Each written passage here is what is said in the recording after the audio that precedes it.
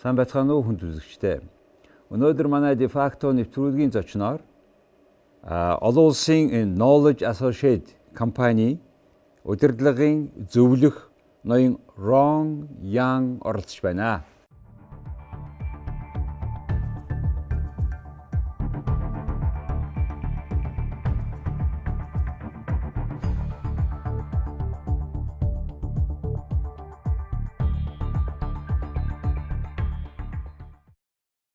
Good evening.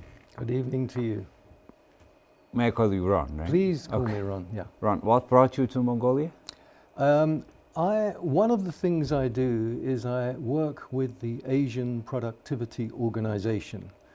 Every member country of Asia belongs to this organization, which is headquartered in Tokyo, intergovernmental, and its mission is to improve the productivity of Asia. And I've been lucky enough to work in 15 of those 20 countries. And what brings me to Mongolia is the Asian Productivity Organization program, which is a workshop on the best practices on managing knowledge.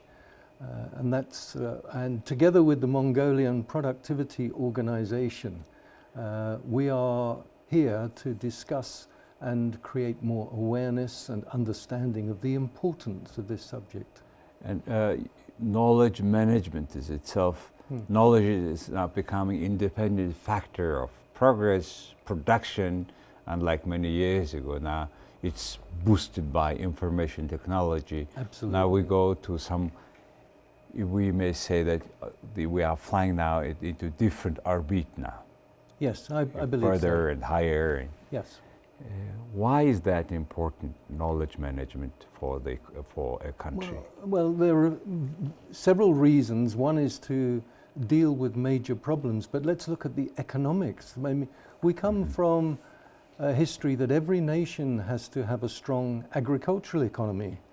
It has to have a strong industrial economy. And then, as you quite rightly say, since the 60s, we've now had information and communication technologies which have enabled us in new ways to work with what we now call the knowledge economy. We're in a global knowledge economy, as well as agriculture and industry, as important as they are. More and more people around the world are creating jobs, earning their living through knowledge as a key asset.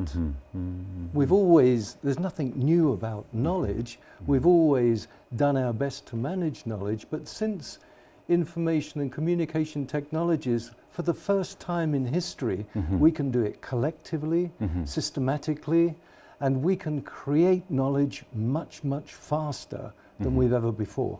That's why it's an important new subject. Before we had, real estate, you touch something, you can sell it, give it, change it. And now we have something that untouchable.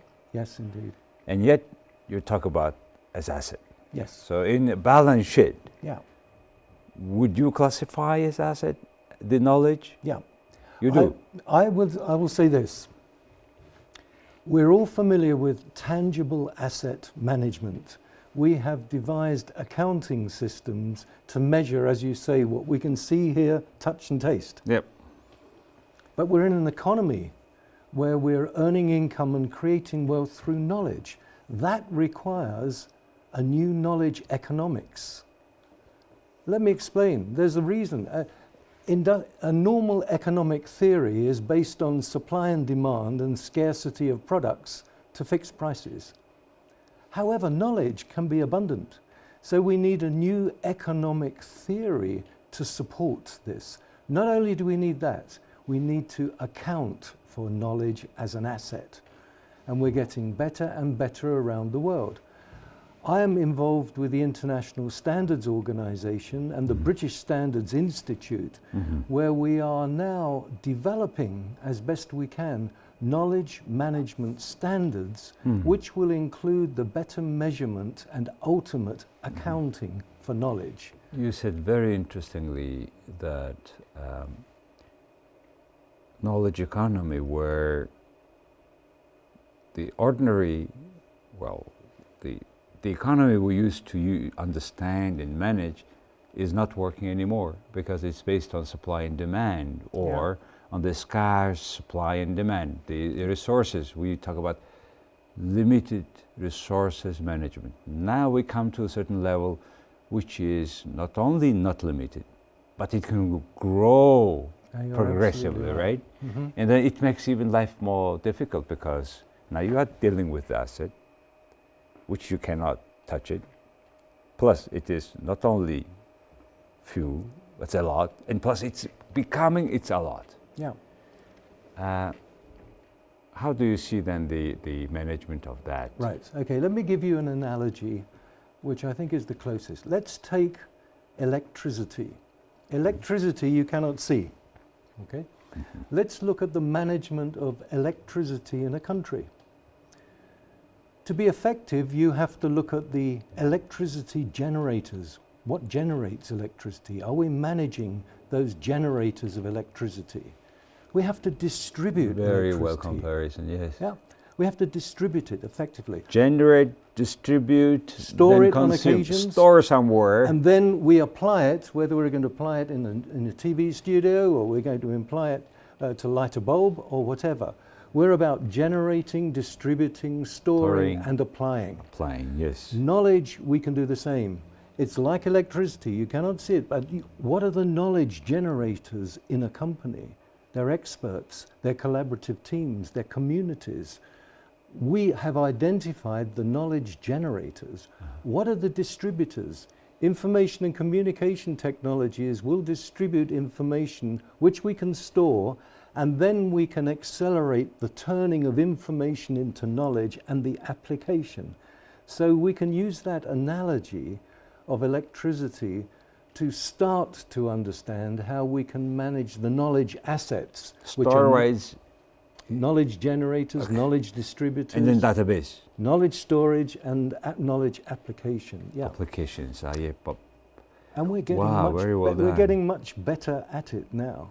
Well, you know, you obviously you have been working for this knowledge economy for many years. You have been working for World Bank, European Commission, Joint Research Center, Brussels, and you have been helping them with improving that knowledge about knowledge. Yeah, And you were bringing a very interesting kind of scenario, yeah, where this is the way how you manage electricity. You manage to this knowledge, yeah, and how effectively you manage that your electricity knowledge. It will help you how productive you are right now. absolutely right. And we now talk about knowledge productivity. The Asian Productivity Organization, the Mongolian Productivity Organization are concerned with improving productivity. What we've been doing, and I've been working with them since 2007, is how do we increase the knowledge productivity of Asia? How? Ah, yeah, that's right.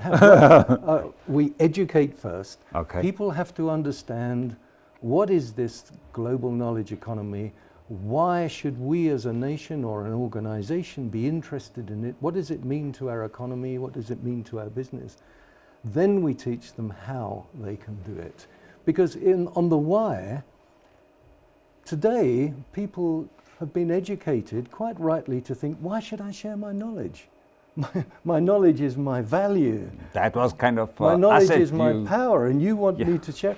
And they also say, but I don't have time to do this. I cannot even do my job.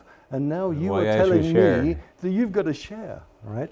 So the first thing must be education, so people can understand why it's of enormous benefit to themselves and their families. Organizations need to understand why it's of benefit to them to become more knowledge driven. And even nations and national governments It is not need to easy know. nowadays, exactly for the reason you have described. People think that my knowledge, my information is my asset, why Yeah. do you share? How to break that stereotypes? Yeah. How to break? It's mindset. It's not easy. We come from, let's go back to what we said a little while ago. We come from economics and an economic theory about scarcity, and scarcity of necessity brings competitiveness. When you're looking at knowledge that's more abundant, that's quite different. And people need to look at not just protecting their knowledge, they can be selfish as well. If they understand the benefits of sharing, they will do it. If they don't understand why it's a benefit to them personally, naturally the wise decision is to stay where you are. So mindset change is important. It's a very important How to get these ordinary people to understand? I'm not talking about the increase in productivity. Now let's talk at the first level. Yeah. Why a guy should think that it is his benefit if he gives his information. Yeah. How to change his mind. Yeah. Well, there are several things, Okay. but let me start by saying many of us go to work to get some sort of reward and recognition, Correct. paid or whatever. People today are not paid for sharing their knowledge. Some are, some industry sectors do.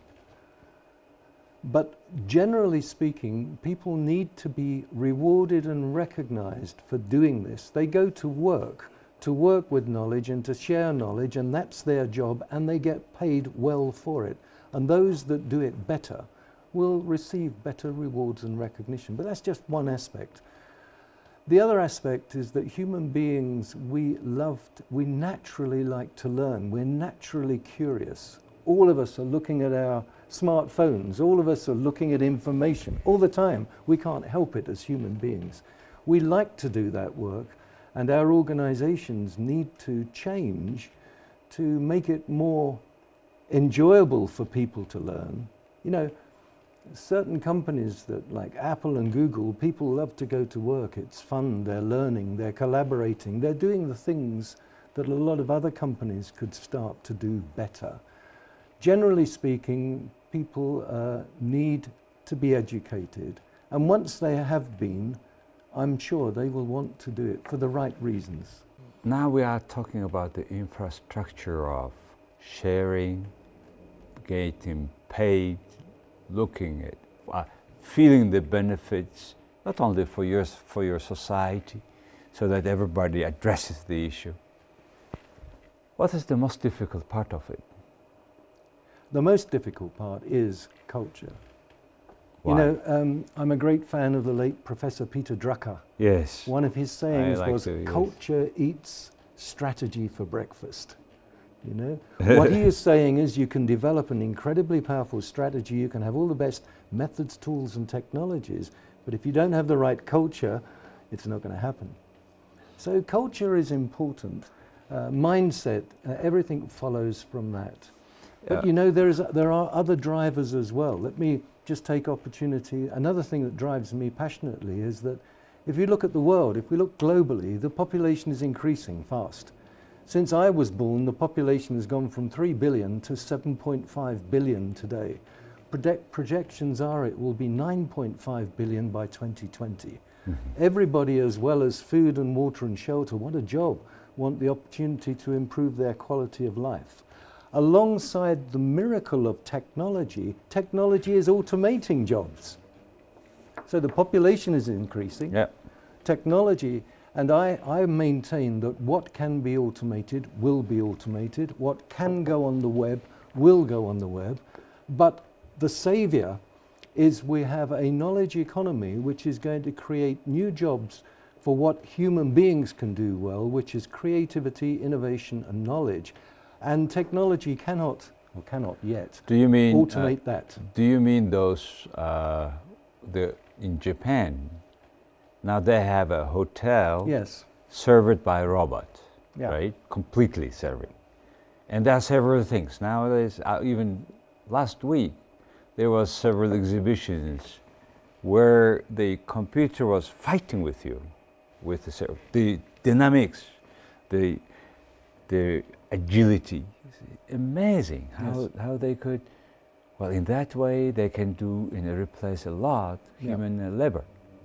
One of the key issues, I work with the European Commission, and right now top of their agenda is that youth unemployment is so high and automation is taking jobs away from Europe faster than we're creating them. Yes. However, the knowledge economy provides us with tremendous opportunities. So I'm saying another motivator, another driver is if we get into our education systems at the early age, into the curriculum, we can create job opportunities and people who are equipped to earn income from this global knowledge economy.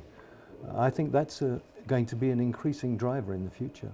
Yes, as soon as they know where they can use that knowledge. Yes. You should be very specific, otherwise theoretically they cannot have a breakfast out of it, today. Right. Spain, 60% of youth unemployment. Yeah. Out of all European Union, only Germany has 7, Austria has 8. It is because they have this quite good intern system, apprenticeship, right? Yeah. But how you would go and explain to these unemployed young people today, who is the most a part of the crimes happening in these European cities? How can we change today? What you said is education, but it takes time. It does take time, and it's a big issue. The number of frustrated young people who are highly educated, who have university degrees, several languages, cannot get a job. Yep. Why? Because our educational curriculum is designed for the industrial economy, to create people who can thrive in the industrial economy. But we need more of, I'm not saying our universities and education doesn't teach about the knowledge economy, but not enough. We need to change our education curriculum to create more and faster. And the other thing we need to do is we need to encourage and educate people to become entrepreneurs. Far more entrepreneurial. For knowledge economy. Yeah. So that means using IT in all these applications available in your hand, look at the things, what you can do differently. Yeah, and innovate. Yes, and innovation, and they're changing this education curricula for knowledge economy. Well, it's a matter of changing teachers, their mindsets, schools, job demands. Yeah. Wow.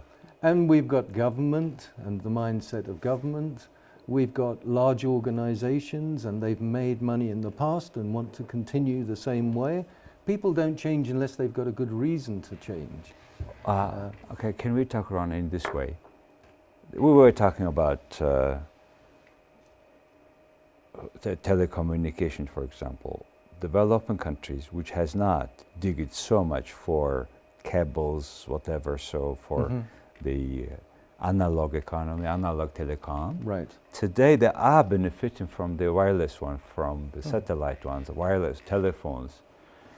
Is it true that the education, what we do is now for more industrial economy? Yes. Can developing countries, like Mongolia, which is mostly, we are busy with mining and agriculture, primary industries, AB industries, should we orient instead of industrial economy to knowledge economy?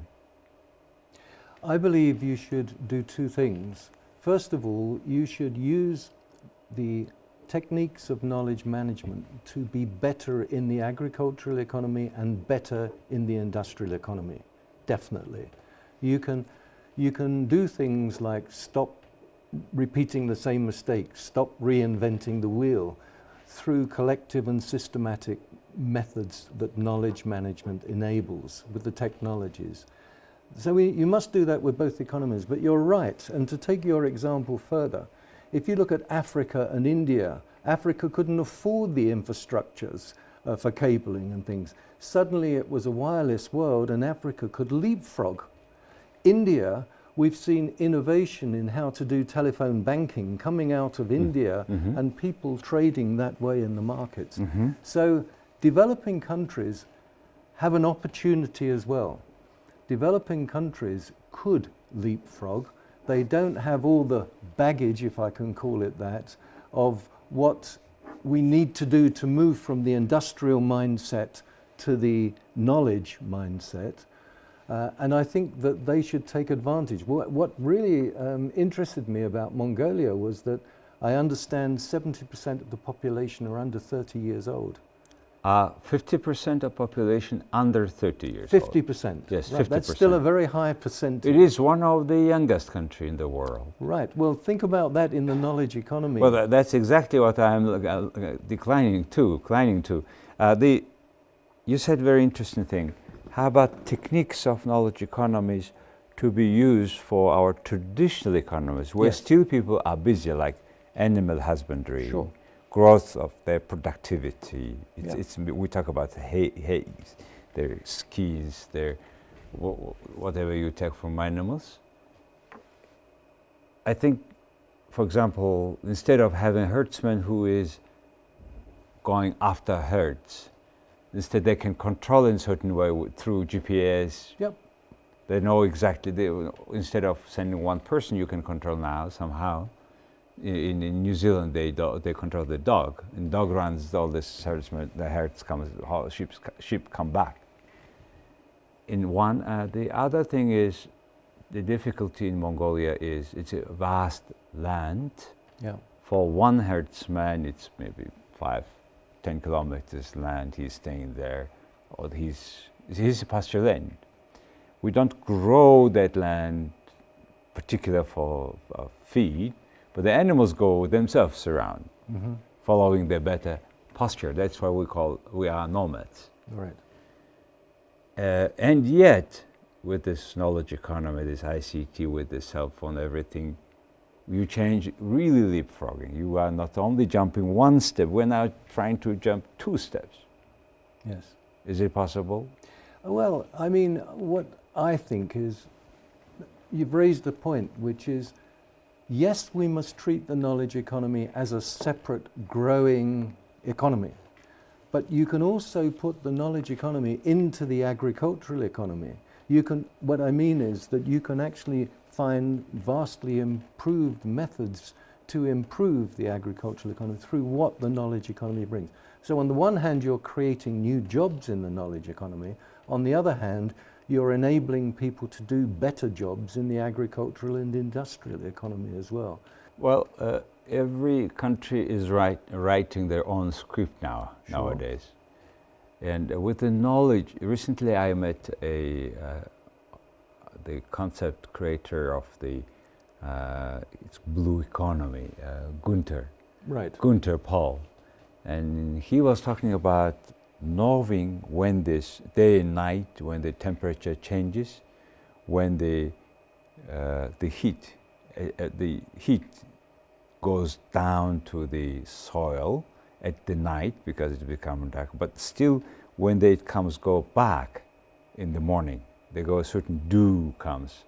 And a way, if you understand how to collect or use or keep that dew evaporating, then you can increase the soil fertility. Right. That's some knowledge that if it is used somehow, Yeah. now you have, instead of deforestation, instead of desertation, you have more grasses now.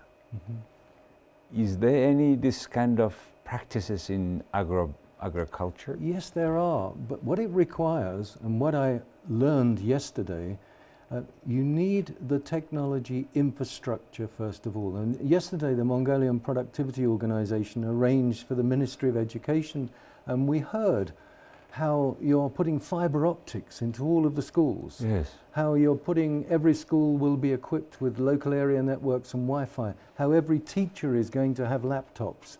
If that is pervasive in society, then it's going to enable this innovation. One thing that I do not doubt is the creativity of individuals. I think it's individuals that doubt themselves, but every individual, as far as I'm concerned, is creative. Give them the power to do that, and you will see the innovation. Ron, you made a wonderful remarks on changing our mindset, understanding the opportunity, Yeah.